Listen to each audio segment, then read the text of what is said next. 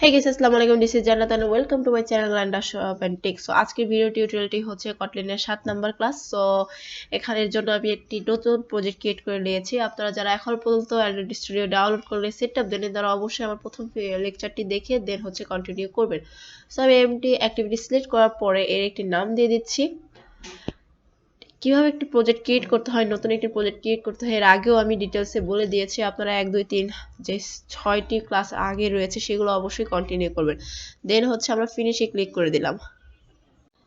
So একটু time নেবে আমার বিল গ্রাইডেল হচ্ছে প্রজেক্টটি ক্রিয়েট হতে।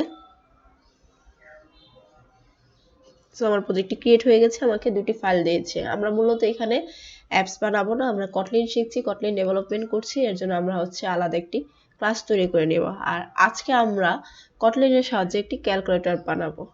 সো আমরা শুরু করা যাক। সো এর জন্য আমি শুরুতে হচ্ছে একটি কটলিন ফাইল অর্থাৎ কটলিন ফাইল তৈরি করে নিব।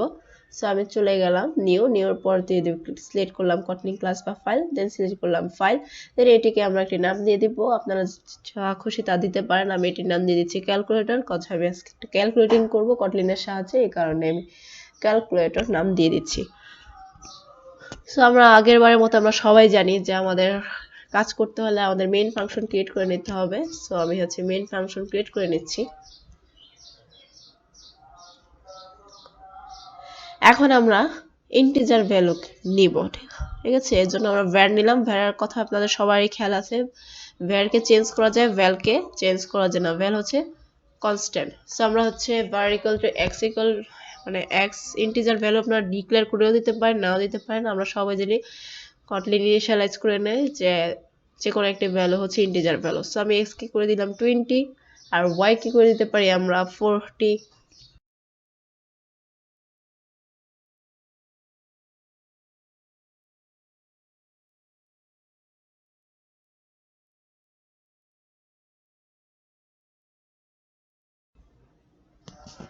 এখন যদি এটাকে আমরা প্রিন্ট করি, সো আমি এখন নতুন একটি লাইন নিচ্ছি প্রিন্ট এলএন দিয়ে। সো এটাকে আমরা প্রিন্ট করব। সো প্রিন্ট এলএন নিয়ে নিলাম, আর ফার্স্টের যে আমরা দুটি ভ্যালু নিয়েছি এই দুটিকে আমরা যোগ করাবো। সো আমি এটাকে করে দিচ্ছি x plus y।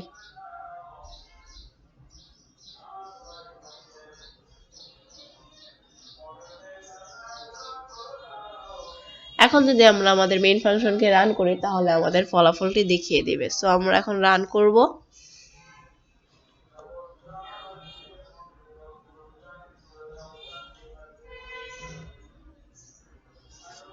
So run click করার পর আমার এটি রান দেখাচ্ছে। সো একটু টাইম নেবে।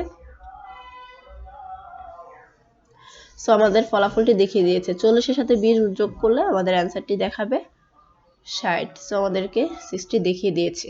এখন যদি আমরা বিয়োগ করতে যাই, এক্ষেত্রে আমরা আরেকটি ভ্যালু নিচ্ছি, integer value. So var a equal to 10। এটা ইনিশিয়ালাইজ করার প্রয়োজন হয় না, আমি আগে ইনিশিয়ালাইজ করে দিয়েছিলাম ইন্টিজার দিয়ে। সো এই ক্ষেত্রে হচ্ছে ইনিশিয়ালাইজ আমি করলাম না, কারণ কটলিন বুঝে নেয় যে কোনো একটা ভ্যালুই হচ্ছে ইন্টিজার ভ্যালু। সো আমরা হচ্ছে var a তে নিলাম 10 আর b তে নিলাম 5। দেন এটাকে আমরা এখন বিয়োগ করব, এজন্য আমরা প্রিন্ট ln নিলাম। দেন a - b আমরা লিখে দিলাম। এখন যদি আমরা মেইন ফাংশনকে রান করি তাহলে আমাদেরকে এর ফলাফল দেখিয়ে দিবে। সো 10 থেকে 5 গেলে আমাদের 5 থাকে। সো আমাদের অ্যানসারটি 5 দেখিয়ে দিয়েছে। এখন আমরা যদি মাল্টিপ্লাই করি অর্থাৎ গুণ করি, সেক্ষেত্রে আমরা হচ্ছে নিয়ে নিচ্ছি দুটি ভ্যালু। আপনারা এটি করে দেখবেন, আপনারা যোগ বিয়োগ গুণ এগুলো করবেন, বাসায় প্র্যাকটিস করবেন, এতে করে আরো দক্ষতা বাড়বে। সো হচ্ছে var d equal to 15 R equal to 5 আমি নিয়ে নিয়েছি। আপনারা যে কোনো সংখ্যা দিয়ে ট্রাই করতে পারেন। সো প্রিন্ট ln নিয়ে নিলাম। দেন হচ্ছে d into e মাল্টিপ্লাইয়ের জন্য এই চিহ্নটি ইউজ করা হয়। এখন যদি এটিকে আমরা রান করি,